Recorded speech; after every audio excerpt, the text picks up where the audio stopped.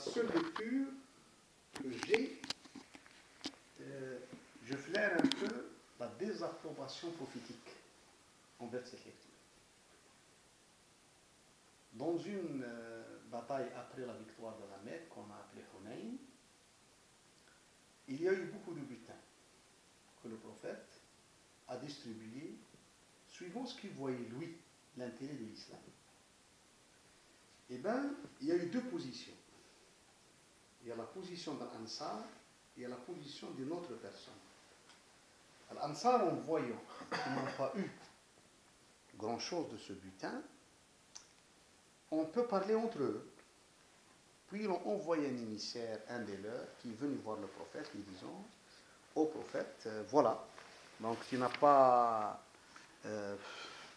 donné à nos pauvres et tout ça, et tu en as donné à d'autres sans et tout ça et tout ça. Le prophète lui a dit, qu'est-ce que tu penses toi? Donc, est-ce que tu es une personne qui a rejette rapporter ou bien tu penses vraiment à ça? La personne était claire, elle a dit, je ne suis que un parmi mon groupe. Donc, je pense comme il pense. Il a dit donc, rassemblez-vous, je venais vous parler avec vous. Effectivement, Ansar, donc les gens de Médine, se sont rassemblés, le prophète, on est parti chez eux.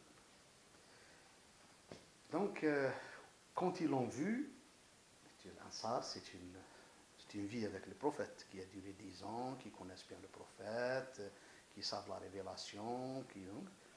Donc, en le voyant un peu, ils se sont tus, ils se sont un peu rétractés. Pourquoi ils ont parlé, ils n'ont pas pu vraiment avoir le courage du face-à-face. Le prophète a dit, une chose m'est arrivée, que vous avez parlé, tout ça. Donc tous sont tus comme ça. Il a dit, non, parlez, vous n'ayez pas peur. Mais personne n'a osé parler. Il a dit, maintenant, c'est moi qui vais parler en votre nom. Le prophète a organisé un dialogue sous forme de monologue. Mais c'est un dialogue, mais sous forme de monologue. Ça veut dire qu'il a dit voilà, puis il a dit vous pouvez me dire ça, vous aussi vous avez le droit de me dire ça. Donc il a dit écoutez, il faut bien savoir que je suis venu chez vous, vous étiez des idolâtres, vous êtes devenus des croyants, vous étiez des ennemis entre vous, donc depuis que je suis venu vous êtes vous étiez des pauvres, maintenant vous êtes riches. Il faisait insinuer que le butin de Badr, le butin de Khaybar, c'est vous qui l'avez eu, c'est pas les autres. Donc puis il a dit, maintenant parlez, n'ayez pas peur, dites-moi que tu es venu seul chez nous, et c'est nous qui t'ont accueilli, c'est nous qui t'ont défendu. Donc vous avez, ce que vous dites est vrai, personne ne va vous contredire. Donc ils ont fait tous comme ça, commencé à pleurer, donc excuse-nous. Non, il a dit, parlez. Mais il a dit, je vous dis une chose importante. Ce que j'ai donné aux gens, c'est quelque chose juste pour les... Ça s'appelle les elf qalb, pour les amadouer, leur cœur et tout ça. Et vous, je vous ai laissé à votre islam, donc vous n'avez pas eu le butin, ça ne veut pas dire que vous allez devenir des apostats. Vous connaissez l'islam, c'est fini, il est dans votre sang, dans votre cœur, vous ne pouvez pas faire marche arrière. Donc, ça a été avec eux, un peu, ils ont demandé une clarification. Par contre, une autre personne qui s'appelle Dhul Khuwaysirati Mimi, il est venu chez le prophète. Au lieu de demander cette clarification, il a dit, ce partage que vous avez fait n'est pas partage conforme à Dieu. Vous n'avez pas voulu, un peu c'est une accusation au prophète, vous n'avez pas voulu par ce partage, donc la face de Dieu. Vous avez fait un peu du piston, choses comme ça. Donc le prophète il a dit, écoute, si moi, je ne fais pas la justice, qui fera la justice? Donc lui dit, écoute, ne parle pas de ça. Donc n'accuse pas parce que toi, tu deviens musulman hier. Moi, je suis l'islam. Il y a une grande différence. Un des musulmans a dit, écoute, le prophète, c'est un, comment on dit, quelqu'un qui a un double langage, c'est un hypocrite. Je veux... Non, laisse-le. C'est une vision qui sera dans la Ummah. Il y a beaucoup de musulmans qui auront dans l'histoire, donc c'est une vision. Cet esprit, cet état d'esprit, cet état de vision, sera dans le monde musulman, parmi les musulmans.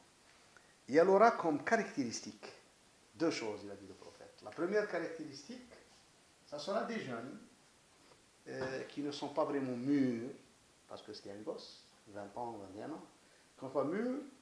En plus, quand ils lisent le Coran, ils le lisent juste ici, comme par la bouche. Ils ne savent pas de voir, comme on dit, le fond, le sens, le fond, pourquoi. Ça, Allah nous... ils font de la surenchère. Et bien, c'était ce qu'on appelle l'école kharijite. La première chose des Khawarij, donc dans l'histoire de l'islam, dans l'histoire de l'islam, si on fait une étude sur le kharijisme, et c'était au temps de l'imam Ali, la première caractéristique, la première caractéristique des Khawarij dans l'histoire de l'islam, c'est une caractéristique, c'est fonder le dogme sur les positions politiques. Donc, le dogme, généralement, on peut dire que c'est un dogme sur position politique. On n'a pas fait, chez les Kharijites, on ne fait pas de distinction entre position politique et dogme. On prend, le dogme Kharijite est fondé sur les positions politiques. C'est pour ça que les Khawarij ont déclaré Uthman apostat, Ali apostat. Pourquoi? Qu'est-ce qu'il a fait Uthman? Qu'est-ce qu'il a fait Ali pour devenir des apostats? Est-ce qu'ils ont renié Allah Azza wa Jal? Est-ce qu'ils ont renié la prophétie du prophète? Est-ce qu'ils ont renié le Coran? Ils n'ont rien fait de ça. C'était des gens musulmans, pieux, ils l'ont fait. Uthman a eu des positions politiques discutables. Je ne dis pas que Uthman n'est pas discutable. On peut discuter avec lui ses positions politiques. Il a fait des erreurs politiques, on en a parlé. L'imam Ali, honnêtement, il n'a pas fait d'erreur politique. Si on peut le reprocher d'erreur politique, c'est d'accepter ce qu'on appelait l'arbitrage. C'est d'accepter l'arbitrage. L'imam Ali, à l'époque, en acceptant l'arbitrage, il a vu loin, il a voulu ménager le monde musulman de la guerre et tout ça. Il a voulu essayer d'arriver à un compromis. Donc, du moment que les autres, ce n'est pas lui qui l'a demandé, il a été demandé par la partie adverse. Donc, il a accepté, il était sûr de son droit. Il était sûr de son droit. Il a accepté l'arbitrage. Les Kharijites, dès qu'il a accepté l'arbitrage, on a dit non. Pourquoi? Ils ont fait un slogan. Le slogan, donc c'est pour ça que je vous dis Inil hukmu illa lillah. C'est un verset coranique. Inil hukmu illa lillah, je ne sais pas comment l'interpréter, donc pour être vraiment, que le magistère n'appartient qu'à Dieu seul. Qu'à Dieu seul. Voilà, c'est comme ça. Donc, Inil hukmu illa lillah. J'ai dit, mais c'est pas normal. Donc la société a besoin d'un imam, a besoin d'un chef d'État, a besoin d'un roi, a besoin pour que ça marche. Elle a besoin d'un gouvernant. On ne va pas laisser comme ça et dire, écoutez, c'est Allah qui gouverne, donc nous, on n'a aucun... personne. On ne peut pas laisser les gens comme ça. C'est pour ça qu'il a dit en arabe,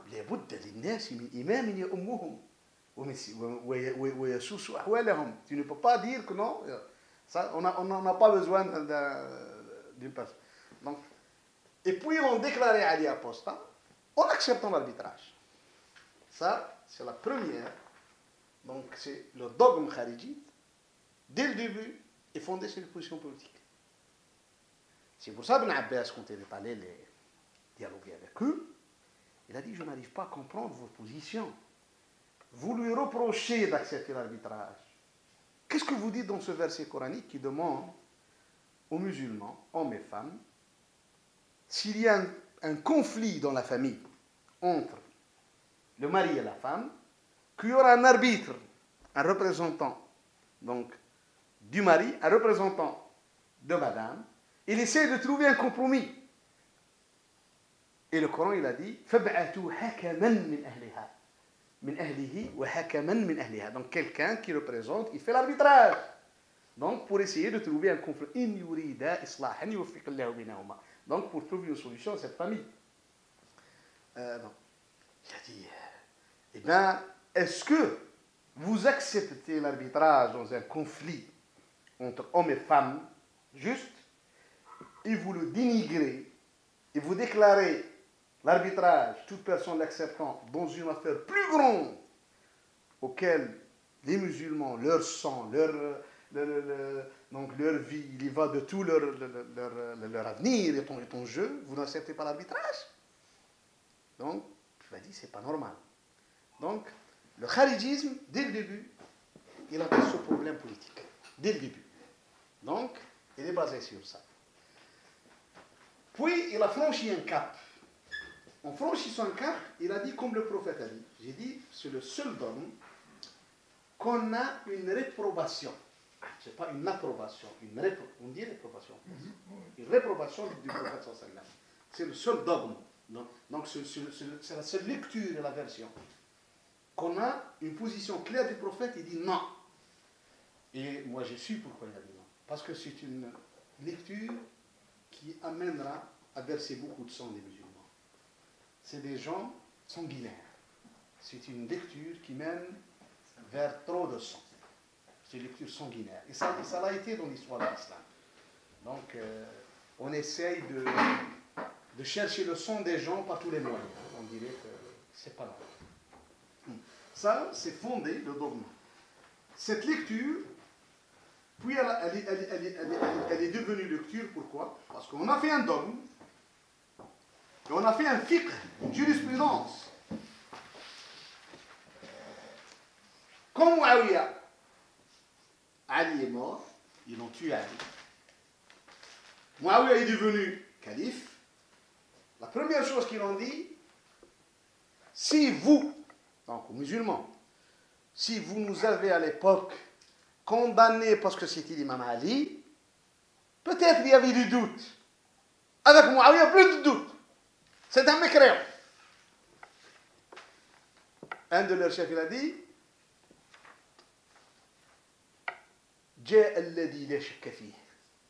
ça veut dire, vous ne pouvez plus maintenant nous dénigrer comme étant des kharijites, parce que Muawiyah. Muawiyah, c'est fini. C'est un mécréant, l'accepte. Et ça a été la guerre qui a défini un dogme, une jurisprudence kharijite. On est toujours dans cette période-là. Les khawarij, il faut leur reconnaître une chose. C'est des gens avec pas des qualités, mais deux caractéristiques. Ça, c'est des caractéristiques du dogme. Je parle de personne. Ils sont très courageux dans l'histoire de l'islam. En plus, c'est rare où ils mentent. Ce n'est pas des menteurs, les khawarij. Ils disent, ils croient qu'ils sont plus croyants que les autres. Ils ont ces idées-là, ils sont sur la voie. Ils ont épousé des thèses, nous sommes la seule, ça a commencé aussi, le Firqa Najiyya, des choses pareilles. Donc, ça, c'est le kharijisme, il a commencé comme ça, c'est le dogme. Dans leur dogme, ils ont eu deux versions. Je peux poser une question? Oui. Vous avez parlé de la réprobation du prophète sallam oui. par rapport au kharijite.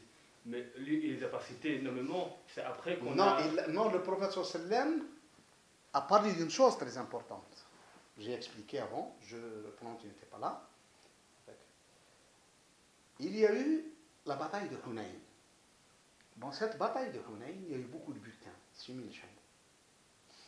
Quand le prophète a fait la distribution, il a fait lui, il en a donné par exemple à des chefs de tribus arabes, Rayna ben Hassan, son chameau, Aqra ben Habis, son chameau, Abu Sufyan, son chameau. Il n'en a pas donné à l'Ansar, les gens de Médine. C'est les gens qui ont combattu, parce que quand il y a eu la bataille, le prophète a dit à l'Abbas, appelle Ansar. Et c'est la contre-attaque qui a mené à la victoire du musulman, parce qu'au début, c'était des autres qui ont... Et le Coran a souligné, il y a un verset coranique qui a souligné ça. Il a dit وَيَوْمَ حُنَيْنٍ إِذْ أَعْجَبَتْكُمْ كَثْرَتُكُمْ فَلَمْ تُغْنِ عَنْكُمْ مِنَ اللَّهِ شَيْئًا وَضَاقَتْ عَلَيْكُمُ الْأَرْضُ بِمَا رَحُبَتْ ثُمَّ وَلَّيْتُمْ مُدْبِرِينَ ثُمَّ أَنزَلَ اللَّهُ سَكِينَتَهُ عَلَى رَسُولِهِ. Au début, ça a été, c'est les musulmans qui ont fait le grand repli. Et le prophète, quand il a vu les gens, il a dit à l'Abbas, appelle Ansar. Il a appelé, et c'est Ansar qui se sont rassemblés autour du prophète, et ça a été la contre-attaque qui a mené à la victoire. Mais quand il y a eu le butin, Ansar n'ont rien reçu. Au sein de l'Ansar, il y a eu, on peut dire, une contestation, mais interne entre eux. Ils ont commencé à parler, il nous a rien donné, voilà, il a donné eux. Et l'un d'eux a eu le courage, Saad ben Ubaida, de venir au prophète sallallahu alayhi wa sallam et de lui dire, voilà la situation, voilà ce que se dit chez Ansar. Le prophète lui a posé la question. Ça, c'est pour prouver que ce n'est pas un rapporteur, ce n'est pas une personne qui rapporte. C'est une personne qui est venue exposer la situation. Ce n'est pas un hypocrite. Oh, non, non, non, moi je suis, vous savez, juste je vous dis. Donc, il y a cette. Parce qu'il y a beaucoup de gens qui te rapportent une chose, ils disent, toi, qu'est-ce que tu penses? Au lieu de dire, lui, ce qu'il pense, comme le. Non, non, moi je suis avec toi. Hein. Il essaie de jouer ce jeu-là. Donc, lui, il était honnête. Il a dit, oh, prophète, je ne suis que un parmi ma tribu, hein, mais j'ai eu le courage de te dire, voilà ce qui se passe. Et ce prophète, voilà, merci. Rassemble tes amis. Toute la tribu, quand ils sont venus, il y a une onde de choc. Qu'est-ce que c'est que pourquoi l'onde de choc? Parce que les Ansar connaissent le prophète. Il y a un vécu. Il y a un vécu de 10 ans. Ils ont un peu assisté à la révélation. Ils savent ce que ça veut dire le prophète quand il dit une chose. Ce n'est pas des gens qui ne connaissent pas. Ce n'est pas une tribu arabe qu'on a entendu parler. Les Ansar ont vécu, ont vu. On veut la baraka prophétique, on veut beaucoup de choses sur terrain. Donc, ce n'est pas n'importe qui. On voit le prophète. C'est un peu comme les gens sont sonnés à ce qu'on a fait.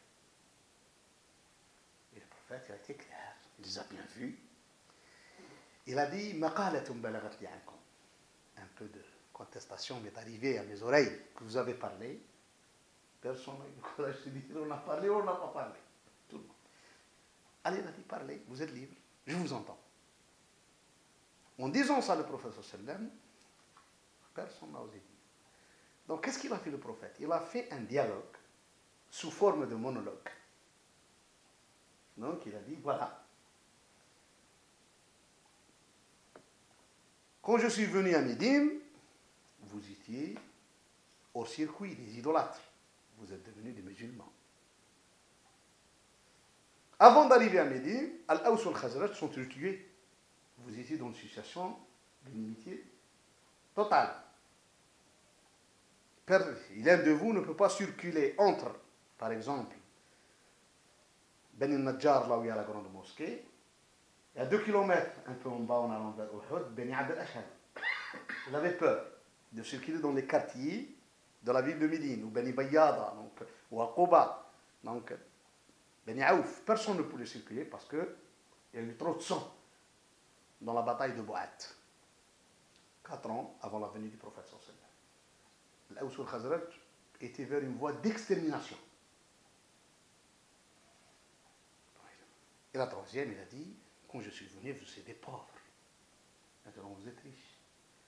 Il faisait insinuer que le butin de Khaybar, le butin de Badr, tout ça, c'est vous qui l'avez eu, c'est pas les autres. Les autres n'ont rien eu. Donc ça fait des années qu'on fait le djihad et c'est vous que vous prenez ce butin.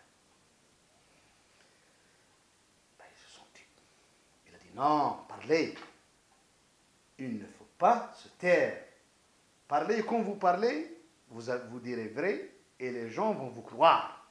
Personne ne vous en a dit que vous avez menti. Dites que vous êtes venus seuls chez nous et c'est nous qui t'ont ataytana yani maghlouban fanasarnak. C'est nous qui avons pris les armes à cause de toi. Ataytana matroudan fanasarnak. Tu as été chassé de la Mecque, c'est nous qui t'ont pris ta défense, qui ont fait ça. Dites, il a dit, n'ayez pas peur. قولوا أتيتنا مطرودا فنصرناك مطرودا فأويناك ومغلوبا فنصرناك. Dites-le, c'est pas. Et le prophète, en disant ça, c'était la fin pour les Ansar. Ils n'ont pas pu. Ils n'ont plus. Non, le prophète n'a jamais dit ça. Jamais, ça n'a été une contrepartie. Vous avez bien compris? Ansar dit non, on n'a jamais pensé à quelque chose de contrepartie. Et le prophète savait que c'était des croyants. Puis il a dit, écoutez, vous avez parlé plus d'une chose qui n'a pas de valeur. Qu'est-ce que c'est? Des chameaux. et les chamelles. Je les ai donnés à ces gens-là parce que c'est nouveau dans l'islam. Pour les amadoués, pour les...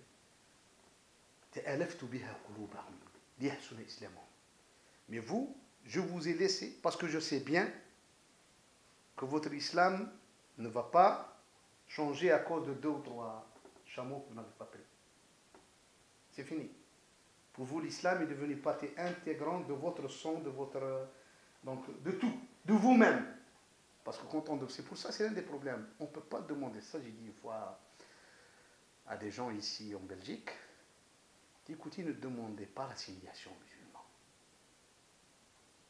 Si tu demandes à un musulman l'assimilation, ça veut dire de se renier soi-même. Il ne le peut pas. On ne peut pas renier soi-même. On est des musulmans. Peut-être que je ne suis pas d'accord avec certaines pratiques de certains musulmans, mais je suis musulman au fond de moi-même. Je ne peux pas changer, c'est impossible. Il y a une question qu'il faut bien aborder. Quand le prophète a dit ça, il a dit, puis vous oubliez une autre chose. Ils ont dit, les compagnons, laquelle, il a dit, ces gens-là vont bientôt revenir chez eux avec les chameaux et les chamelles. Mais vous, vous allez venir chez vous avec le prophète. Il y a une grande différence. En disant, d'une façon indirecte, que je suis votre, donc c'est moi votre butin. Parce que c'était la Mecque qui a été déjà conquise. Eux ont eu l'idée peut-être qu'il va revenir chez lui à la Mecque. Il a dit non, c'est fini. C'est fini la Mecque. C'était une période révolue. Je resterai à Médine et je mourrai à Médine. Puis il a fait une invocation qui est restée 100 ans après lui. Il a dit, vous serez au paradis, vous, vos enfants, vos petits-enfants. Tous, vous aurez la miséricorde. Quand ils ont eu ça, les autres qui ont eu les chameaux disent, eh bien, si ce n'était nous qui avons eu ça, et eux, donc c'est pas le... Ce qu'ils ont eu du prophète, c'était quelque chose de plus.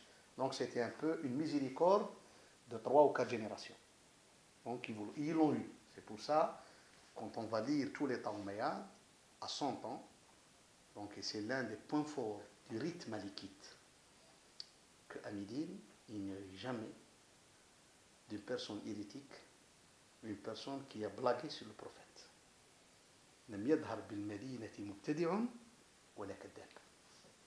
C'était vraiment quelque chose de très important.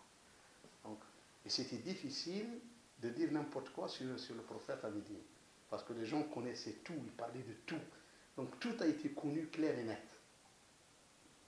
Ça c'était... Par contre, une autre personne de la tribu Tamim, qui s'appelle Dhul Khuwaysir al-Tamimi, il est venu chez le prophète. D'abord, au lieu de demander, comme on dit, le but de ce partage, il a accusé le prophète directement. Il lui a dit, ce partage-là, tu n'as pas voulu avec lui la face de Dieu. On accuse le prophète, donc c'est grave ça. Le prophète, il a répondu le tic au tac. Il a dit, si moi je ne fais pas la justice, qui fera la justice? Ça veut dire, laisse ce problème de dogme. Et reviens au partage. Demande-moi, donc pourquoi tu as fait ce partage? Et je t'explique.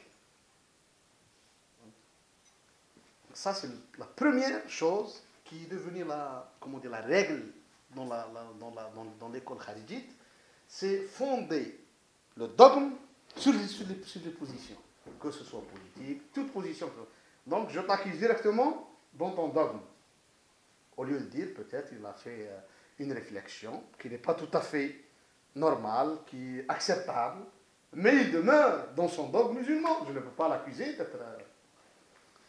Le prophète, en disant ça, il y avait un compagnon qui dit, c'est un monafique, c'est un hypocrite, je veux le tuer. Non, non, laisse-le. Puis il a dit quelque chose d'important, ce prophète. Il a dit, il y aura dans les musulmans, de ce calibre, donc des gens comme ça, donc de cette qualité dans les musulmans, des gens comme ça, qui font de la surenchère. Premièrement, qui font de la surenchère. Il a dit, c'est des gosses, comme ça, qui ne sont pas matures, qui n'ont pas acquis la maturité. à 22, 23 ans, il devient mufti, il devient cheikh, il fait ça. Donc, troisième point, important. Ils lisent le Coran, mais juste ici. Ils ne voient pas, par exemple, que le Coran vise loin. Donc, quand tu vois, par exemple, je vois une vie avec les gosses ici, écoutez, la charia, elle a 3 piliers. Je dis, elle a des principes. Elle a des jugements, ahkam al-sharia.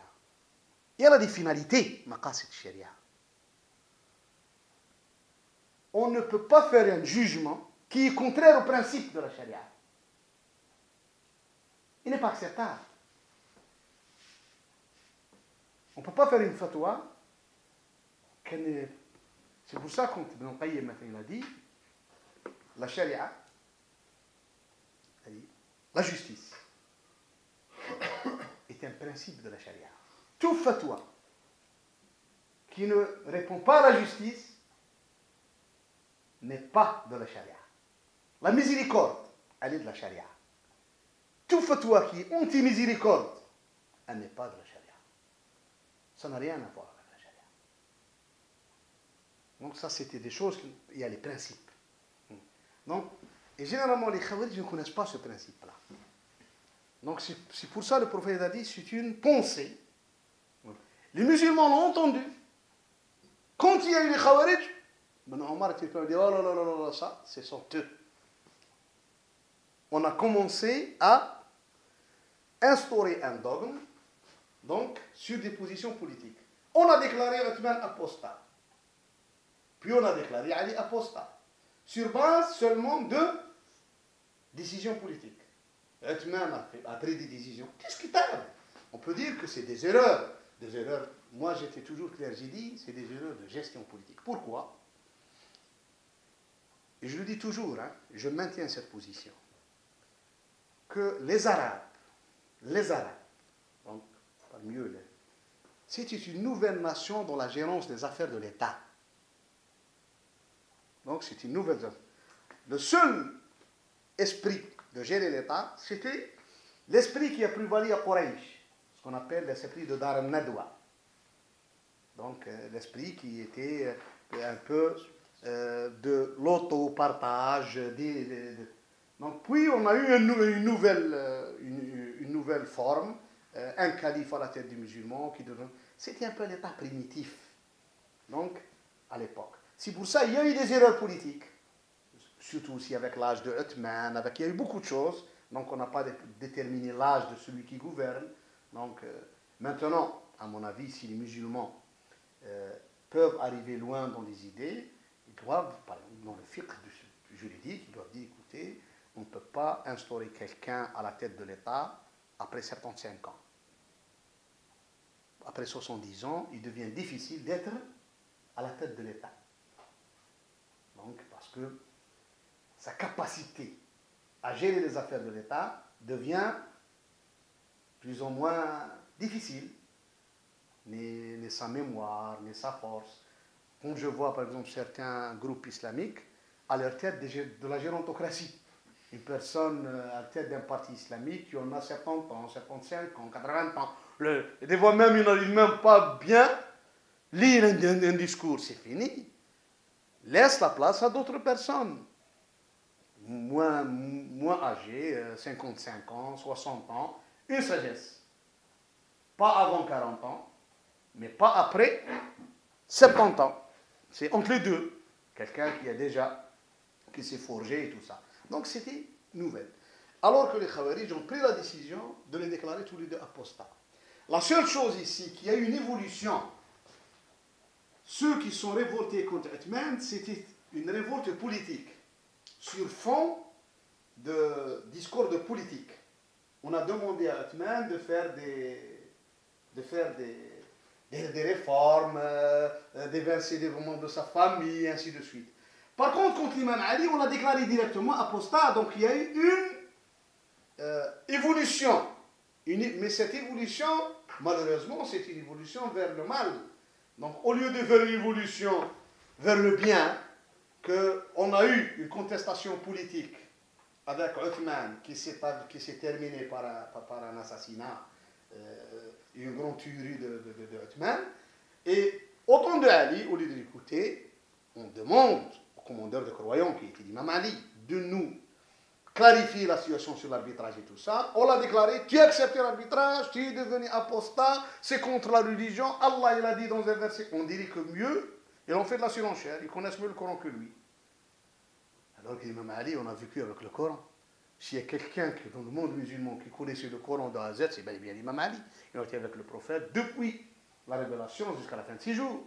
On ne peut pas faire de la surenchère sur l'imam Ali. Faire la surenchère sur n'importe qui, mais ne la fait pas sur l'imam Ali. Donc c'est ça le problème qui est le Khawarij. C'est de la surenchère. Et c'est un problème qui a véhiculé cette pensée jusqu'à nos jours. Parce que hier, j'ai eu une discussion avec nos amis étudiants, c'était des arabophones. On en a parlé, on m'a dit, écoute, quels sont les points, que je peux dire, les points de similitude entre cette pensée et certaines mouvances, certains groupes de la mouvance islamique qui se trouvent actuellement dans le monde musulman. Il y a ce que j'ai appelé toujours des croisements avec cette pensée. On se croise. Comme je vous ai dit, vous allez trouver le sunnisme, le chiisme, le kharidisme, mais il y a toujours ces 3 autoroutes, mais des fois, ils se croisent. Vous trouvez dans un point de croisement une même position. Une même position. Donc, quand on fait des études, hein. Donc hier, on en a longuement discuté sur ça. Et on va revenir. Donc j'ai dit que c'était la première position. Quand il y a eu l'assassinat de l'imam Ali, on a décidé de l'assassiner, et il est mort. Un de leurs chefs, il a dit, maintenant, aux musulmans, ne nous dénigrez plus. Parce qu'avec Muawiyah, donc pour nous, c'est un apostat, personne ne peut nous dire que ce n'est pas un apostat. Seulement, il y a eu, à la fin de l'ère de l'imam Ali, au début, c'était une position politique qui n'a pas évolué vers la violence. Le problème du kharidisme, que vite, il évolue vers la violence. C'est l'un des problèmes. On prend une position, et cette position, par la surenchère, nous mène vers une autre évolution, qui nous mène directement vers la violence. Je vous donne une idée. L'imam Ali a dit donc qu'ils ont pris cette position, laissez-les. Laissez-les. Il a dit, c'est une position, on ne peut pas rien faire. Comme ça, il a dit. Seulement, eux, en voyant que l'imam Ali les pas, les uns un peu laissés, ils ont franchi le pas. En franchissant le pas vers quoi? En demandant aux gens, ou bien faire des examens, demandant aux gens, quelle est leur position vis-à-vis de l'imam Ali. Position vis-à-vis de l'imam Ali et de Uthman. Donc, faire un peu une sorte de tribunal de conscience. Non, tribunal qui a été en Espagne, qu'on appelle l'Inquisition. On les amène, écoutez, on rencontre quelqu'un, allez, qu'est-ce que tu penses sur Ali? Je lui dis, Ali, radiallahu anhu, et tout ça. Ah, donc tu es un apostat. Parce que tu crois que l'imam Ali, il est bon. Si tu dis Uthman est un compagnon, et tout, ah, tu es un apostat. Et puis tu seras. Eh bien, qu'est-ce qu'il y a eu? 2 personnes qui les ont rencontrés. Le premier, c'était un fils de compagnon, Abdullah ibn Khabbab al-Arat, avec sa femme. C'est ça le danger, je vous dis, faire la violence. Une violence qui n'a pas de limite. Qui n'a pas, atroce, qui n'a pas de limite. Il a dit, Ali, c'est... Parce qu'il le connaissait, lui, il était gosse à Médine, il connaissait que ça veut dire Ali avec le prophète. Il a dit, Ali, l'imam Ali, Uthman c'était un compagnon, ils l'ont tué lui et sa femme. Lui et sa femme, je ne sais pas de limite. Donc, ça a été le début de la guerre. Il a dit, l'imam Ali, alors ils ont franchi le pas. Il a dit, non, c'est des gens qui ne sont pas normaux. C'est pour ça, moi, je suis contre ces examens sur l'aqida et tout ça. Allah est ou pas. Pourquoi tu fais pour les gens? Qui es toi pour examiner, faire des tribunaux d'exception, des tribunaux d'inquisition aux gens? Je dis, moi, je crois à ça. Ça s'arrête là. Mais demander aux gens quel est leur dogme et leur passer des examens de dogme, ça un peu c'est du kharidisme. C'est pour ça qu'il y a des similitudes jusqu'à présent. Donc, eux ont commencé, ils ont tué ces 2 personnes. 2 jours après, il y a une autre personne qui est passée. Il était plus intelligent. Ils lui ont dit, quel est dans? Il a dit, non, je ne suis pas musulman. Il a dit, je suis un des gens des livres. Je ne suis pas musulman. Parce qu'il y avait des Arabes dans cette région d'Irak qui ne sont pas encore... Il a dit, non, je ne suis pas musulman. Et bien, les 2 ont dit, écoute, le Coran, il a dit, il a dit donc, tu es sous notre protection, il va te laisser passer jusqu'à où tu pars de l'autre côté. Donc, vous avez bien compris? Parce qu'il a dit, non, moi, je n'ai rien à voir, ni avec Ali, ni avec Othman, je suis du tout pas musulman. Donc ça, ils ont franchi le cap vers la violence. Dans ce cadre, Ali a riposté. Il y a eu ce qu'on appelle la bataille de Nahrawan. Donc, où on a éliminé beaucoup d'eux, à Harura et Nahrawan. Donc, mais la vision existait. C'est ça le danger. On ne peut pas éliminer la pensée que par la pensée. C'est pour ça, je ne veux pas des fois, ici en Europe, des gens qui défendent le fiqh kharijite, qui a été institué en Europe, à Londres, à Bruxelles, dans les années 90. Je vois beaucoup d'islamistes, ah non, c'est pas eux. Avant de critiquer la personne, critique la pensée d'abord. Critique la pensée. Il ne faut pas que cette pensée sorte indemne. C'est ça que je dis toujours. Il ne faut pas que cette pensée sorte indemne. Cette pensée, s'il y a eu des échauffourées à Molenbeek, ça va être des tueries de ces jours. Et c'est les musulmans qui seront tués. Ce n'est pas les autres. Laissez cette pensée. Et vous allez voir. J'ai une question. Oui. Comment est-ce que le salafisme djihadi, c'est une version kharijite. D'accord. Comment est-ce que le salafisme arrive à s'articuler avec le kharijisme on va en parler après. Je vais juste dire pourquoi est-ce que je pose la question. Alors que le salafisme à la base se base sur l'obéissance au gouverneur, etc. Non, c'est pas ce base. Ça, ce qu'on a aussi dit. Non, d'accord. Okay. C'est faux ça. Ça, on est en train de dire ça. Non, c'est faux. Si se base sur ça, pourquoi Ben Abdelwahab a levé les armes contre l'État ottoman? Pourquoi? Mais donc c'est le néo-salafisme qui est comme ça, c'est le oui, nouveau salafisme. Le nouveau salafisme des années 80 et 90. D'accord. L'école salafiste, elle a aussi 2 tendances actuellement. Mais la tendance pure et dure, c'est la tendance anti-gouvernement qui a pris les armes. Seulement, il y a eu une intersection avec les frères musulmans qui a mené au début à ce qu'on appelle, après 68, 69, à l'émergence de la mouvance Takfir wa Hijra, que c'était un peu du salafisme. C'était les idées de Syed Qutb qui ont couplé avec certaines idées du salafisme, qui a mené après ce qu'on appelle à la mouvance djihadiste normande. Mais il faut le dire, c'était un mouvement khariji. Donc je reviens à ça, il y a eu la violence. Après l'imam Ali, on a fait un dogme. Cette pensée est devenue un dogme avec un fiqh. Dans le dogme, par exemple, nous avons 4 personnes qui sont connues de cette école.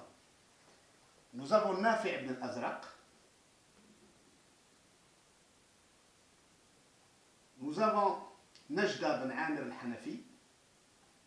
Najda al-Hanafi, comme ça. Nous avons As-Saffar et Ibad, Abdullah ibn Ibad. Donc nous avons ces 3 écoles. Ils ont pris la décision, comme le dogme a commencé à faire des examens, la première chose, c'est tous les musulmans qui acceptent le règne des Omeyyades sont devenus apostats. Parce qu'ils ont accepté ce règne, ils ne sont pas révoltés.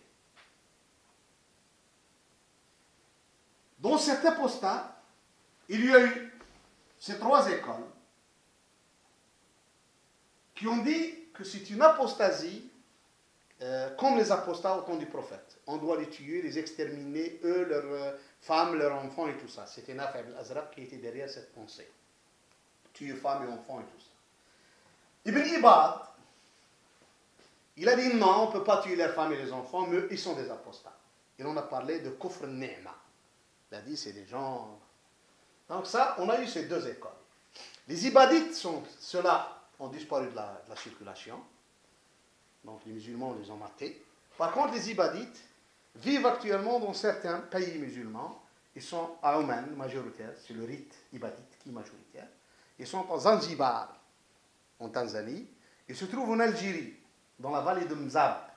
Leur ville, c'est Gardaya, donc leur capitale. Ce sont une centaine de milliers de personnes qui vivent avec leur rite. Et à Djerba, en Tunisie, et aussi à la montagne de Nefoussa, en Libye. Donc, ils vivent, ils sont en communauté isolée. Par exemple, la communauté ibadite algérienne, c'est la plus riche, la plus forte concernant l'argent et tout ça. Mais elle est totalement isolée dans ses relations avec les Malikites. Donc, avec la plupart, avec le... Pas de mariage. 99, non, pas de mariage, leur propre cimetière. Donc, ce n'est pas le même cimetière, ce n'est pas donc leur propre mosquée, ils se marient entre eux. C'est une communauté comme les Amish et comme ce qui est développé dans le christianisme. Donc, ce qu'on a vu dans le christianisme, c'est un peu ça. Donc, ça a été ces deux écoles. Puis on a fait un fiqh. Un fiqh qui est devenu trop enfermé. Prenez par exemple, si vous allez être avec un ibadite qui va faire ses ablutions, dans les ablutions, il y a ce qu'on appelle l'istijmar. Donc, quand vous faites vos ablutions, c'est de l'eau. Nous, on utilise l'eau.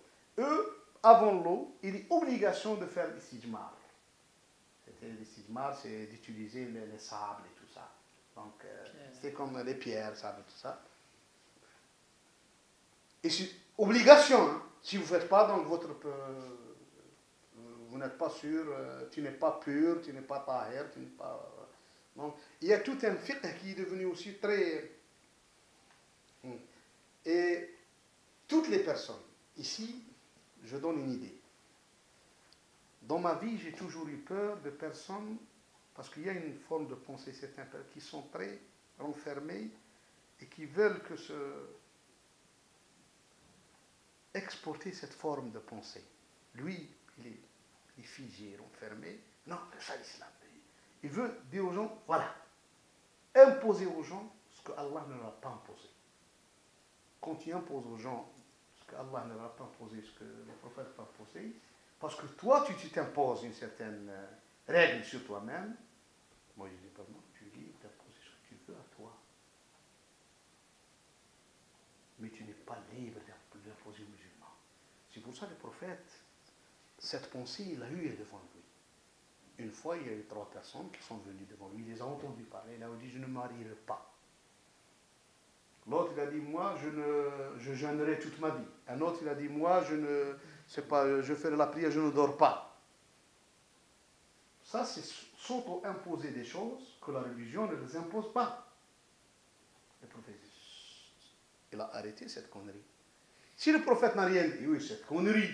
Si le prophète n'a rien dit, n'a pas réagi, on va rentrer dans une autre forme, ce qu'on appelle, dans la religion musulmane, l'aval du prophète. Parce que si une chose se passe devant le prophète, et le prophète ne dit pas non, ça s'appelle en arabe wa aqarrahu rasulullah. Quand vous entendez, qu'est-ce que ça veut dire la sunna? C'est Amr Nabi sallam, ce qu'il a le prophète demandé, ordonné, ce que le prophète a fait, ce que le prophète a validé, avalisé, donc il a accepté. Qui s'est déroulé devant lui, et il n'a rien dit. C'est pour ça, par exemple, quand un compagnon, Amr ibn al-As, une fois, il était dans un état d'impureté, donc il n'a pas fait de grandes ablutions. Donc, et c'était le matin, une journée froide, donc le Fajr. Au lieu de faire la grande ablution et faire sa prière avec les musulmans, comme lui s'était dit mir, il a fait imam, et avec tayammum, juste avec la pierre, il a fait comme ça, 2 fois, comme ça, puis il a dit Allahu Akbar, et imam, ils l'ont vu. Il a eu une discussion avec les compagnons. Il a dit, écoute, tu as fait imam avec nous. Donc, si tu l'as fait avec... il y a eu une discussion. Tu as fait tayammum, imam et tout ça. En revenant à midi, ils ont cité cette problématique au prophète. Il a appelé le prophète, il a dit, est-ce que tu as fait la prière? C'est toi qui as fait la prière, l'imam de la prière, avec tes compagnons. Et tu étais dans cet état-là. La réponse d'Allah, c'est oui, écoute, oui, prophète, je l'ai fait, parce que la nuit était froide. Et si je prenais un bain, j'allais tomber malade. Et Allah Azza wa Jal a dit dans le Coran, il ne faut pas se tuer. Voilà, le prophète a juste un peu, comme on dit, c'est pas rigolé, c'est souri. Il a souri. Donc ça a été une validité. Et on a fait une loi dans le fiqh qui dit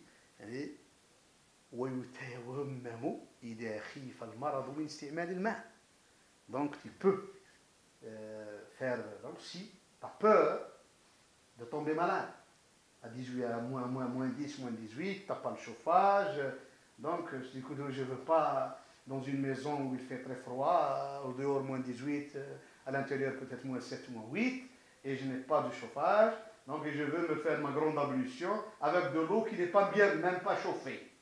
Ça ne colle pas, tu vas tomber malade, tu vas attraper je ne sais pas, une pneumonie ou quelque chose qui va mener loin, qui va peut-être te mener à la tombe. Donc l'islam ne veut pas te tuer. Donc ça, ce qu'il a dit, le prophète a avalisé. Donc, ces gens, ces trois personnes, quand ils ont dit, je ne fais, si le prophète n'a rien dit, il a avalisé. Eh bien, croyez-moi, ça va devenir une sunna impossible de dire non. D'ailleurs, il y a beaucoup de gens, quand on va à la Mecque, qui n'arrivent pas à dire, le prophète a fait le troisième jour à Mina.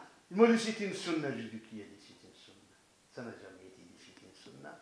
Ça veut dire, il y a une chose qui n'est pas du sunan. Il y a rokhas ou l'azaim. Comment on appelle les rokhas? Les dérogations, et il y a l'azaim. Quand on donne une dérogation, tu peux partir. Tu restes 2 jours à Mina. Allah a dit, celui qui reste 2 jours, il peut partir. Il y a d'autres qui restent, qui peuvent rester la 3e journée. Le prophète, il reste parce que c'était l'azima, ce n'est pas la sunna. Mais je dis, la sunna, il n'y a pas nas. Ça, c'était azima. فَمَنْ تَعَجَّلَ فِي يَوْمَيْنِ فَلَا إِثْمَ عَلَيْهِ وَمَنْ تَأَخَّرَ فَلَا إِثْمَ عَلَيْهِ لِمَنِ اتَّقَى. Écoutez, ou liman ittaqa, les deux. Il faut bien lire le Coran. Donc ça, c'est un peu ce qu'on a dit une fois. Donc ça, dans cette école, on a fait toute donc, une conduite basée sur, comme je vous ai dit, le dogme, qui est basé sur des positions politiques, et le fiqh. Il y a un fiqh, et je le dis, un fiqh qui a mis les musulmans dans une situation de mal à l'aise. Le prophète, on a dit, quand il parle du fiqh, il dit il y a 2 choses. Il y a al-ta'sir ou al-taysir. Comment appeler al-ta'sir ou al-taysir? Si vous avez devant vous 2 fatwas, une fatwa qui non, et une fatwa d'un autre imam qui dit non, tu peux. La plupart des gens croient ce que lui qui dit non, celui qui connaît la religion. C'est faux. C'est l'une des choses du musulman. Les musulmans se trompent. Cette vision les a un peu détrompés dans pas mal de choses. On croit que ta'sir, c'est difficile donc donner une fatwa difficile à faire sortir les gens de la crise, que sur la religion, non, il connaît, il a dit non, non, c'est pas, c'est haram. Mais voilà, écoutez, il n'y a pas dans l'islam blanc et noir. Il y a ce qu'on appelle le gris. Et le gris, il est beaucoup. Donc la surface du gris, elle est très grande que la surface du blanc et du noir. La surface gris. Grise, comment. Donc, le prophète, qu'est-ce qu'il disait? Quand il y a 2 choses qui se présentent à lui, 2 visions, Il a eu devant lui la vision de Omar et la vision de Abu Bakr concernant les prisonniers de la Mecque, après Badr. Omar il lui dit, il faut le tuer. Abu Bakr lui dit, non, c'est bon. C'est nos familles, tout ça. Prenons juste le fida, donc une rançon, et qu'ils repartent chez eux. Le prophète, il a dit. Donc c'est un peu deux positions qui ne sont pas, qui un peu peut dire à l'opposé. Il a choisi celle d'Abu Bakr. Il a choisi celle d'Abu Bakr. Et ça, c'est très important. Donc, quand tu as devant toi deux fatwas, il a dit, Nebsama, ما أُرِضَ عليه أمران إلا اختار أيسرهما. Si on lui dit deux choses, il prend la plus facile, pas la plus difficile. C'est pour ça qu'il a dit aux musulmans, dans un hadith qui est très connu, Bashiru wa la tunaffiru, yassiru wa la tu'assiru. Donc il a demandé, il a fait des lois en demandant aux gens de toujours, donc essayer toujours de être plus la facilité pour les gens, faciliter les choses aux gens. Par contre, ce fiqh khariji, il est contraire à la facilitation de la vie. Il est très contraire à ce truc. Et je le dis honnêtement, il est très contraire. Si vous le lisez un de ces jours, vous allez vivre avec... Et jusqu'à présent, là où il y a un mouvement kharijite, vous trouvez un fiqh difficile à appliquer. Même, il rend la vie des musulmans très difficile. Très difficile. C'est pour ça qu'il y a des croisements avec des branches. C'est un croisement qui rend aussi la vie, un fiqh qui rend la vie des musulmans ou des musulmanes un enfer. J'ai eu un ami qui a une nièce à Londres. Il est allé leur faire visite. La nièce, elle était à 19 ans, elle est obligée de porter le niqab à la maison. Elle a une mère. Lui, il est devenu comme ça. La fille, elle est allée parler à son oncle, elle dit, est-ce que c'est ça, je n'arrive plus à tenir. Elle est allée dire à son oncle maternel, il a dit, il a dit, écoute oncle, je n'arrive plus à tenir, je deviens folle. Parce que sa mère, elle croit que, il m'a dit que Sa sœur. Oui, m'a dit ma soeur, elle a perdu les pédales. À Londres, parce qu'à Londres, c'est sur le terreau actuellement de ce fiqh-là, qui se prend comme étant le seul aussi, c'est Sharia l'islamia, c'est Sharia. Il parle trop comme ça, Shara, alors qu'il ne connaît ni Sharia ni du tout. Il n'a jamais appliqué les règles de la Sharia. Parce que la Sharia a aussi ses règles qu'il faut les appliquer. Si on ne l'applique pas. Ça, c'est le fiqh kharijite. Et ce fiqh a commencé avec, donc, c'était la situation politique du monde musulman qui a fait sortir cette lecture. Cette lecture, elle est restée 100 ans. Donc, puis les musulmans en ont marre parce que elle n'a pas de projet. Elle n'a aucun projet.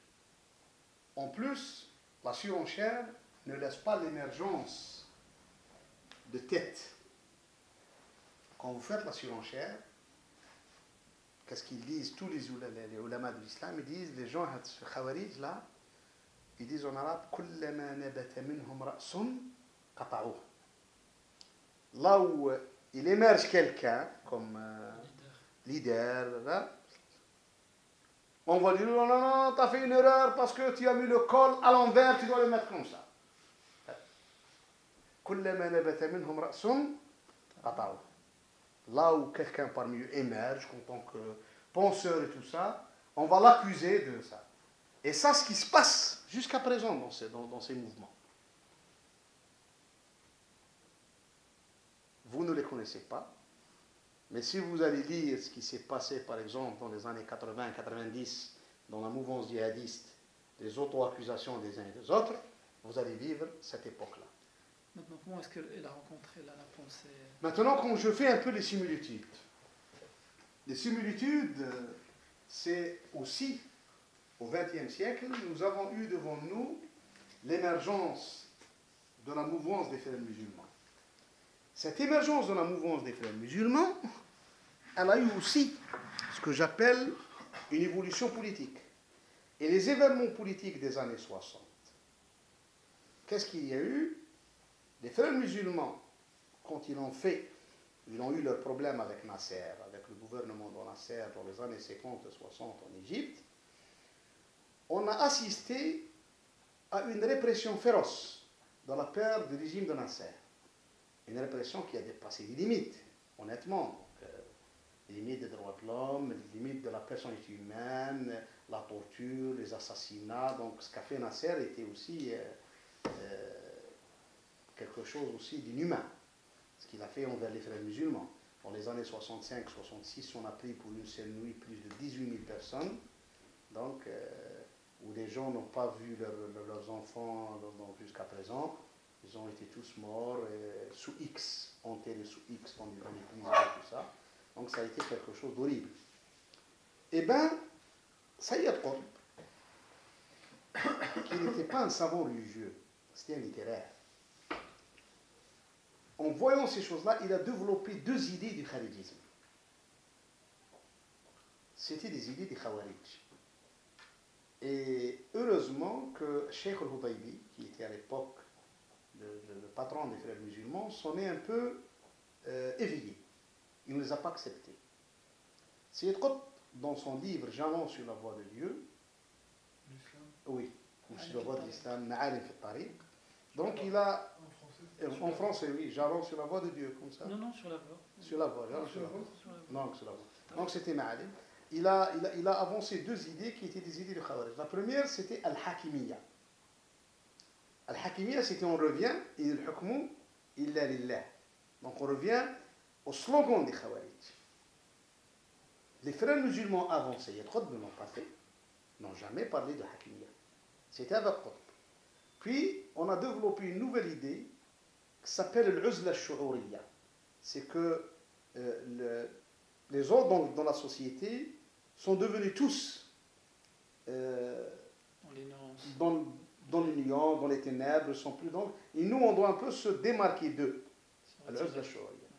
Son frère Mohammed a ajouté un peu du grain, donc de l'eau au moulin, en inventant ce qu'on appelle le concept de la jahiliya du XXe siècle. Même il en a fait un livre. C'est Mohammed. C'est Mohammed, oui. Pas Sayyid Qutb. Il a avancé. Donc on a commencé à parler entre la jahiliya et la hakimiyya. Et ce sont des idées des kharijites. En prison, il y a eu des discussions entre les frères musulmans, les jeunes, donc il y en avait beaucoup de gens. Donc un groupe a adhéré à ces idées en avançant ce qu'on appelle l'idée de takfir ou al-hijra. Ça a commencé par un imam égyptien qui était alim, qui était un azharite même. Il a dit quelle est la différence entre Nasser et Lifi Ashkoul, qui était à l'époque premier ministre israélien en 1966. Il a dit je ne vois aucune différence. Donc, et ça a commencé, on est revenu à la case départ. On est revenu aux mêmes idées. Seulement, ça a eu une évolution. Après la sortie des frères musulmans, Hudaybi, avant sa mort, a fait un livre qui condamne cette pensée. Il a dit nous sommes des du'at, donc nous sommes des prédicateurs et pas des juges. Il a fait un livre, Du'atun la Qudat. Il a dit attention, cette pensée va nous mener à la catastrophe.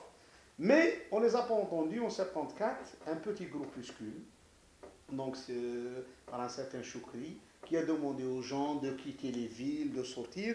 Ici, il a interprété un verset coranique qui parlait à l'époque, qui parle dans Surat Younes, d'une invocation faite par des jeunes enfants d'Israël qui ont quitté la société pharaonite. Donc, où il y a eu une révélation qui dit وَجْعَلُوا بُيُوتَكُمْ قِبْلَةً وَأَقِيمُوا الصَّلَاةَ وَبَشِّرِ الْمُؤْمِنِينَ. Donc, oui, il y a un verset coranique qui parle de ça. Donc, ça rentre dans ce qu'on appelle, nous, dans قواعد الشريعة, dans les bases de la sharia, شَرْعُ مَا قَبْلَنَا. Ça s'appelle dans les bases de la sharia. Donc c'est pour ça que le kharidisme ne connaît pas ces bases-là. Là, tous les gens qui s'attaquent au usul al-fiqh, aux bases de l'usul et tout ça, deviennent kharijites. Parce qu'ils ne savent pas, c'est comme un pharmacien qui vend des médicaments sans prescription du docteur. Le kharijite, c'est un pharmacien donc, qui vend des médicaments sans qu'il y ait donc, des ordonnances. Parce qu'il ne sait pas où on va mettre ce médicament. Il peut vendre à quelqu'un, par exemple, un médicament destiné à l'hypertension pour, je ne sais pas, la diarrhée. Et on va tuer les gens. C'est ça ce qui se passe. Parce qu'il n'a pas de règles, il n'applique pas les règles de la charia. Les règles de la charia, c'est mettre le hadith à sa place, le verset. Il y a eu ce qu'on appelle shar'u ma qablana, ce qui a été édicté aux nations, donc aux humains, qui étaient avant l'islam, avant la charia de l'islam. Donc, est-ce qu'il est pris, il n'est pas pris? Il y a eu une discussion entre les gens qui font les grands théologiens. Donc, c'est pour ça qu'il y a parmi eux qui disent non, ce n'est pas à nous. Il y a d'autres qui disent non. Shar'u lana ma lam yarid lana fi الشرع تاعنا ما يخالفه. Donc il y a eu beaucoup de discussions concernant cette là. Donc lui, il a demandé de... On trouve des jeunes étudiants qui ont commencé à quitter, à vivre loin de chez eux, puis à se marier entre eux, frères et sœurs et tout ça. C'est plus, ton père n'est plus musulman, tu es là, donc moi je dois te marier à celui-là. On a à faire une société à part. Puis à lever les armes contre la société. C'est pour ça leur premier attentat visait le ministre des cultes à l'époque en Égypte, Cheikh al-Dahabi, qui avait 86 ans, 76 ans, je ne sais pas, plus de 70 ans, un vieux, un grand alim azali, qui est un ami de Cheikh al-Ghazali, que j'ai entendu Cheikh al-Ghazali dire beaucoup de bien sur lui. Il a dit, malheureusement. Et puis ces gens-là ont fait de la surenchère. On tue quelqu'un parce que sa barbe n'est pas bien taillée, ou bien elle n'a pas plus de 6 pouces. Puis on tue quelqu'un pour isbel, libes. Puis on tue quelqu'un pour le khal, parce qu'il croit que le khal est illicite. Puis je ne sais pas, puis je ne sais pas. C'est comme ça, ça commence la surenchère. Donc, on ne peut pas arrêter. Quand on commence à déclarer les gens apostats, donc on peut, donc tout sujet, prétexte, ça a commencé, donc je vous donne la parole. Donc, ça a commencé à l'époque en 76. Puis c'était du début de l'Afghanistan. L'État égyptien a maté ce groupe à l'époque, c'était le début de l'Afghanistan. Dans le début de l'Afghanistan, vous savez, les choses politiques évoluent. Le groupe de djihad qu'on appelle les frères musulmans internationalistes, ont décidé d'abandonner la violence en 1974 et d'opter pour la légalité. Le pouvoir égyptien à l'époque, il ne les a pas interdits, il les a un peu tolérés, ni officialisés. Il les a tolérés, ça date. Il les a tolérés. Donc on a fait, je crois, dans les années 70, ils ont voulu faire une alliance avec un parti ancien, Fouad Sarrajeddine à l'époque, qui était de l'Ouefd, du parti Ouefd, qu'on a réussi aussi, qui était un ancien parti des années 40, c'était le grand parti égyptien des années 30 et 40, donc la délégation à l'Ouefd. C'était à Saad Zaghloul, qui se réfère à Saad Zaghloul dans l'histoire contemporaine de l'Égypte. Donc si vous lisez l'histoire contemporaine de l'Égypte, donc Saad Zaghloul est incontournable dans l'histoire de l'Égypte. Vous allez dire beaucoup sur lui. Donc ce parti-là, l'Ouefd, qui était Mustafa Nahas, Fouad Sarrajeddine, qui était un des derniers représentants de ce parti, en 1952, qui a été aboli, qui était même interdit dissous par Nasser. Donc il est revenu sur la scène après 1976. Les frères musulmans ont voulu donc s'associer à lui, puis je la partie du travail dans les années 80, au temps de Tlemceni, tout ça. Donc on a commencé, les frères ont choisi leur camp, les frères, que plus besoin de revenir à la violence. Ce que je leur reproche en personne à la mouvance des frères musulmans de l'époque, c'est de ne pas avoir le courage de faire de l'autocritique de la pensée de Qutb. Ce n'est qu'en 2007 que j'ai eu une personne comme Qardawi, un éminent penseur, que j'ai beaucoup de respect pour lui, qui nous dit effectivement que le livre Ma'alim al-Tariq, le jalon sur la voie, avait une connotation tekfiri. C'était qu'en 2007. Et même certains frères musulmans, comme Abdelhamid, Qutb, je ne sais pas quoi, se sont tous plaints. Et dans leur. Il y a un journal électronique qui s'appelle Al-Asr, donc, qui est diffusé par ces groupes-là aux États-Unis, au Canada. Non, alors que le Canada, il a dit qu'il a eu une connotation technique. Je dis heureusement qu'il a fait ça. Qu'il a eu le courage, 30 ans après, en 2007, de dire aux musulmans que Qutb, malgré tout le respect qu'on a pour lui, l'erreur de Nasser, c'est de l'avoir condamné à mort. L'erreur de Nasser, c'est parce que quand on condamne quelqu'un à mort pour ses positions politiques ou philosophiques, on est en train de leur ouvrir la route chez les musulmans. Si on martyrise quelqu'un, c'est fini. Pour les gens, il a dit la vérité, on l'a tué, donc on doit tout lire ce qu'il dit et le prendre comme étant argent comptant. C'est une des erreurs de Nasser. Donc il nous a propulsés dans ça. Les frères musulmans ont pris le choix, donc c'est ce qu'on appelle al-musharaka siyasiya, donc faire de la participation politique et tout ça. L'autre groupe s'est formé autour de ce qu'on a appelé la Jama'a Islamia, puis le djihad. Il est parti en Afghanistan. En Afghanistan, il y avait un Égyptien qui était collé aux frères musulmans, un Palestinien. Et j'espère un de ces jours que j'aurai devant moi quelqu'un qui a fait une étude de doctorat ou ça, sur le syndrome palestinien dans la mouvance islamiste contemporaine.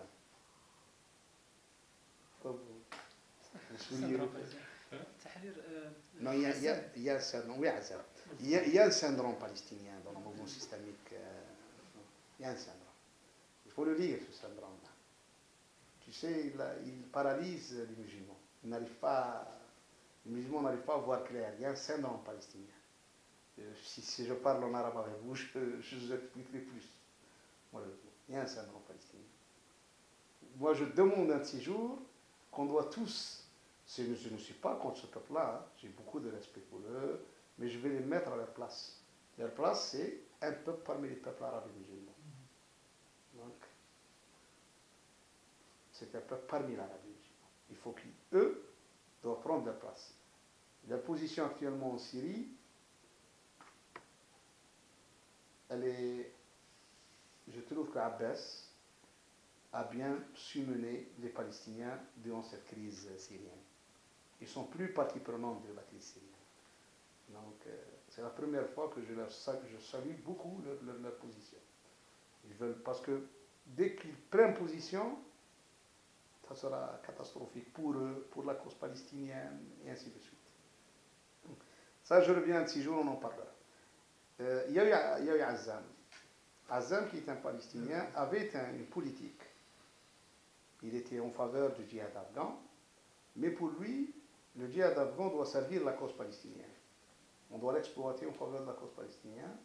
Il avait dans sa tête formé une élite musulmane de 20 000 ou 30 000 personnes dans ce djihad pour revenir en Palestine en l'appelant l'armée de Mohammed. Ça, c'était l'idée d'Azzam.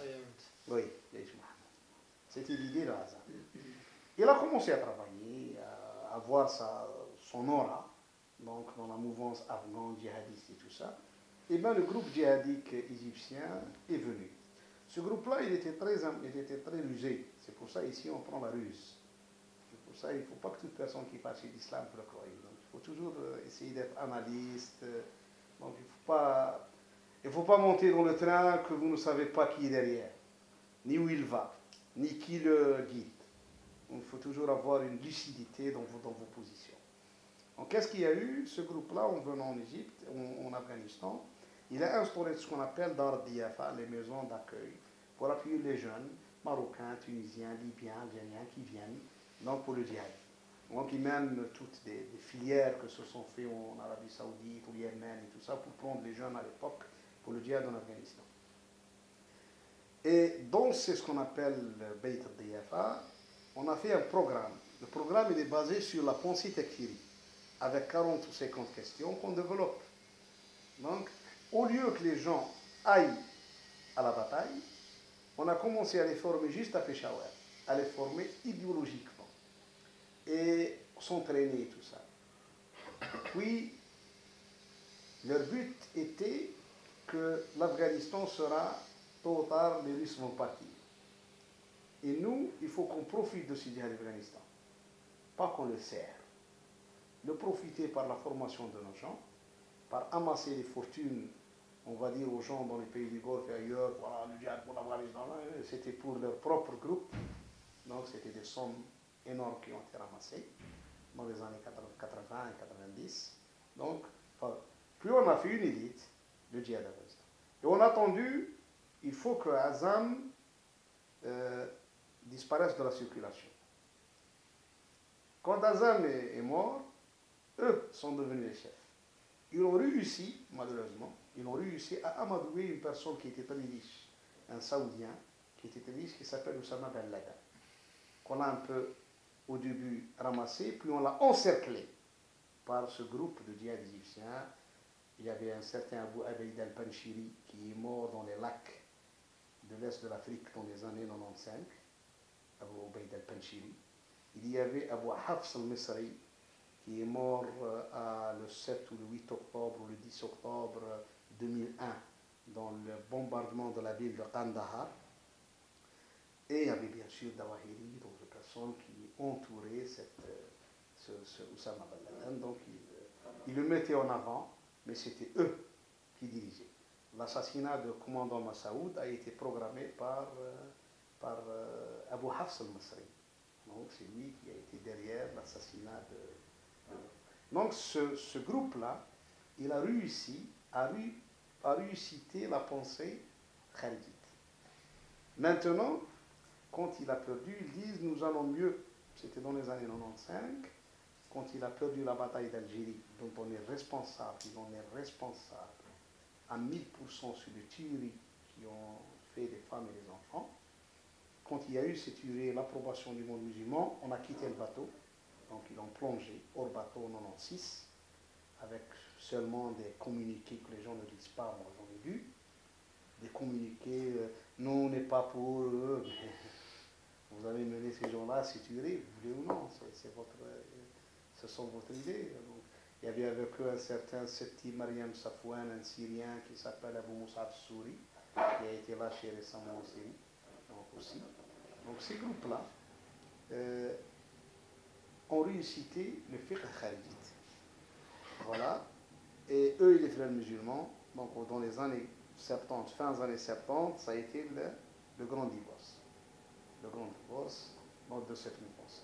C'est pour ça que j'ai dit hier, quand on m'a posé beaucoup de questions sur ça, j'ai dit écoutez, je ne dis pas que c'est les frères musulmans, mais l'évolution de la situation politique entre les frères musulmans et le pouvoir égyptien de Nasser a conduit à l'émergence de cette pensée, au retour de la pensée kharijite. C'est comme ce qui s'est passé au temps de l'imam Ali.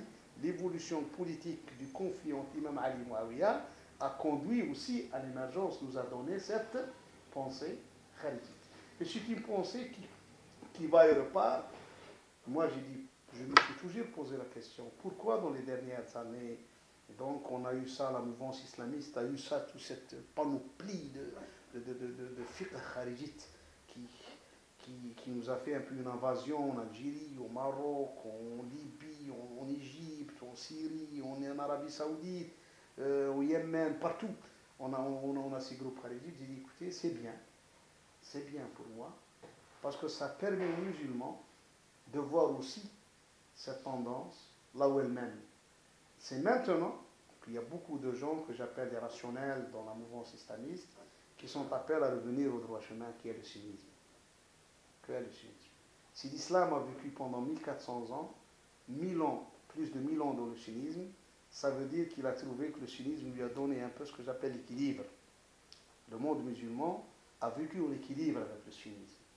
Donc, ce n'est pas le kharijisme sunnite, actuellement dirigé par Al-Qaïda et consorts, mais le kharijisme chiite, qu'il a été à une certaine époque par les Ismaéliens, avec Al-Hassan ibn Sabbah al-Kindi et tout ça, qui a fait aussi des ravages au 3e, au 4e, 5e siècle dans le monde musulman, que les musulmans ont arrivé à le mater aussi. Donc, mais le sunnisme normal donc, a accepté la cohabitation avec le chiisme duodécimain, il a accepté la cohabitation même de ces groupuscules qui sont restés des Ismaéliens, comme les Druzes, comme les Alaouites de Syrie, les Druzes, les Bahara, et ainsi de suite. Tous ont vécu dans le monde sunnite, on les a acceptés, comme on a accepté aussi les autres factions non musulmanes dans le monde musulman, les Marounites, les Coptes et tout ça. Donc ça a été un peu de sunnisme, il était plus ouvert. C'est pour ça que ça m'étonne actuellement certaines personnes dans le monde qui mettent en garde contre le sunnisme. Le sunnisme, ce n'est pas le wahhabisme. Donc, le wahhabisme est une faction du sunnisme, pas plus. Donc même avec, qu'on peut discutable, hein, le hanbalisme est une faction du sunnisme. Donc le hanbalisme, donc ça a été une faction du sunnisme. Donc, ça me fait mal au cœur en entendant certaines têtes, et surtout chrétiennes du Moyen-Orient, libanais et syriens, qui font peur que le retour du sunnisme. Mais c'est le sunnisme, il a fait vécu le monde musulman plus de 1000 ans, en acceptant tout le monde, il n'a pas fait des ravages, des tueries concernant les autres. La parole est à vous. Merci. Oui. Je vais en profiter pour poser 2 questions. Oui. Dans la suite, comme vous avez voyagé un petit peu partout, à partir du rarégisme jusqu'à l'époque contemporaine, d'abord sur le... Je dis pourquoi j'ai fait ça, je vous donne pourquoi. Je dis il y a des similitudes. Donc entre cette pensée kharijite et certaines mouvances islamistes actuelles. J'appelle les similitudes et les points de croisement. Donc c'est pour ça qu'il faut faire attention. Moi j'ai dit des fois à des salafistes, écoutez, vous êtes salafistes, mais faites attention. C'est un tout petit fil que vous marchez. Vous pouvez tomber dans le kharijisme. D'abord sur le jalon de Saïd Qutb. Oui. Est-ce que, comme ça, quand même, apparemment, ce livre, il a une certaine influence au sein de l'intellectuel et tout, est-ce qu'en arabe, ce livre a un certain niveau? Est-ce que c'est seulement la traduction française qui est vraiment très mauvaise? Parce que moi, ce que j'ai lu en français, je trouvais que ça n'avait vraiment... Il n'y avait pas de niveau... Non, en arabe, il a un niveau. Saïd Qutb, littérairement, c'est une personne qui écrit très bien. C'est un grand littéraire. Parce qu'en français... C'est un grand littéraire. Donc, ce qu'il a dit, Saïd Qutb a vécu il a été marqué. Parce que ça, ce que j'appelle moi toujours, je suis honnête avec moi-même. Tous les gens, des fois, dans leur vie, quand on est marqué par une chose, on peut des fois donner des avis peut-être qui ne sont pas tout à fait 100% normal. Hein. Donc, seulement on essaye par le temps d'être un peu plus au moins plus nuancé, plus objectif, je dis. Hier, j'ai eu une question. On m'a dit que Cheikh, tu es des fois très dur envers la mouvance islamiste. J'ai un peu rigolé. Je dis peut-être, parce que comme j'ai vécu dans ce mouvement pendant 30 ans, je suis un peu marqué par certaines positions qui m'ont déplu. Peut-être j'ai ça. Mais j'essaye un peu d'être objectif, pas plus. Parce que j'ai critiqué les frères musulmans égyptiens sur la position actuelle. J'ai dit, les frères musulmans doivent évoluer. Et je vous dis pourquoi.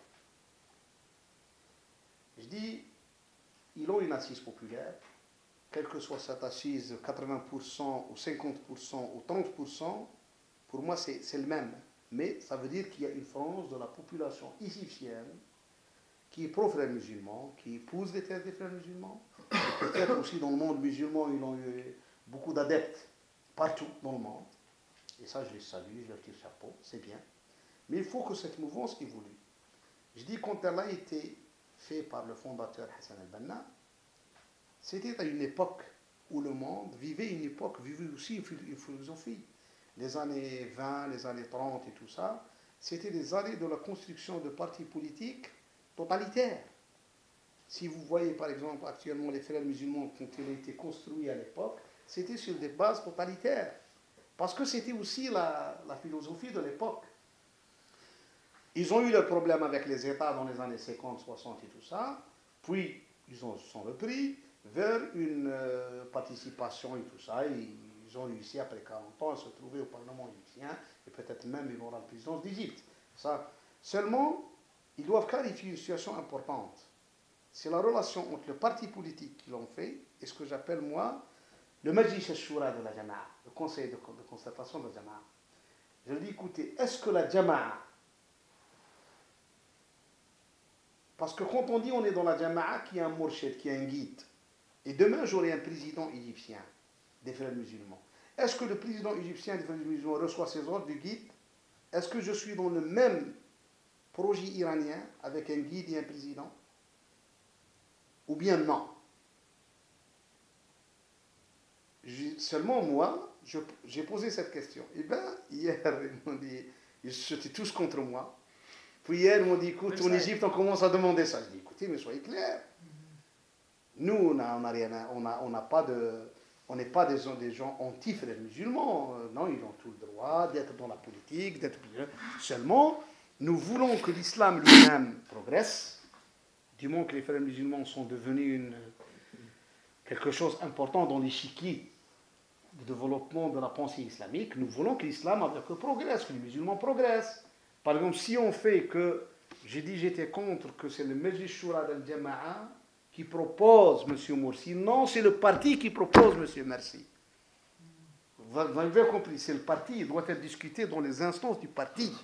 Le Majlis Shura al-Jama'a, maintenant, peut prendre des positions de da'wah et tout ça, il est libre.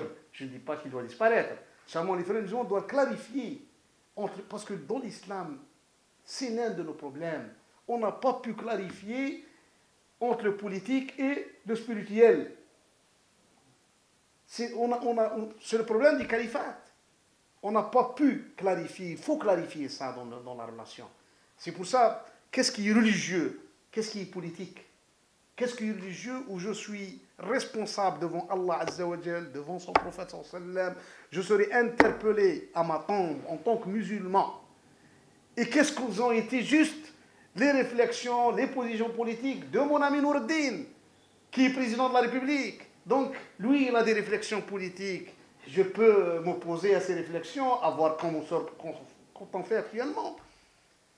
Mais quand il y a quelque chose vraiment qui émane de Allah ou de son prophète, c'est autre chose. Donc il faut essayer de clarifier ça. Donc je dis, écoutez, il faut que les frères musulmans évoluent. Ils font évoluer avec eux le système, même la mouvance islamiste. Il y a des mouvances islamistes, par exemple, est-ce que ce problème de bay'a, d'allégeance, que les frères musulmans le font à leur guide, est-ce que c'est une bay'a shar'iyya? Ça veut dire une bay'a qui correspond à ce que j'appelle la bay'a, l'allégeance faite au commandeur de croyants, ou juste une allégeance au sein du tandim, au sein de la mouvance. Qu'est-ce que ça veut dire? Parce qu'au XXIe siècle, on ne peut pas parler d'allégeance. Hein. C'est fini. C'est fini le temps d'allégeance. C'est fini. Pourquoi c'est fini? Parce qu'on n'est pas dans un contexte de guerre, c'est ça? Non, c'est fini. C'est fini maintenant. On est dans un contexte de démocratie. On est à faire que les participatifs. De quel droit vous me donnez cette allégeance qui me donne le droit sur vous, sur votre avenir, sur vos enfants, sur vos... Pourquoi? Quel droit? Qui je suis moi? Je ne suis ni le prophète, ni Allah Azza wa Jalla, ni son prophète. Pourquoi? De quel droit vous me faites cette allégeance qui me donne tout ce pouvoir sur toi? Pourquoi? Tu n'es pas un de mes esclaves. Tu es une personne capable de s'exprimer, capable de te prendre en charge, capable de réfléchir. C'est pour ça, moi, il faut qu'on discute de ça religieusement. Et là, il y a une dimension internationaliste. Oui, c'est ça. C'est ça. Si les musulmans... Est-ce que j'accepte un parti islamique, soi-disant qui est de tendance des frères musulmans, dans un autre pays que l'Égypte, demain, s'il sera au pouvoir et dit son président, qu'il fasse allégeance au guide en Égypte, ça ne rentre pas dedans, donc essayer de sortir de ces idées-là. Si le peuple tunisien, le peuple marocain, le peuple égyptien, je ne sais pas, le peuple syrien, le peuple saoudien, il a ses propres instances politiques qui décident. C'est ce peuple-là qui a décidé pour lui. On peut avoir des concertations, on peut faire comme l'international socialiste, on peut évoluer vers ça, mais pas vers une allégeance. Pas vers une allégeance. Il faut essayer de... C'est pour ça que je dis que les frères musulmans doivent évoluer. Et la situation politique, ou bien vous évoluez, ou bien ça sera la cassure. Hein. il faut le prendre du côté de ce temps-là, hein, quand les musulmans n'ont pas eu l'imagination politique pour faire évoluer le système du califat, il y a la cassure. Puis on est rentré avec Muawiyah dans un système classique. C'est le système de l'hérédité, le système qui était connu dans le monde entier, donc,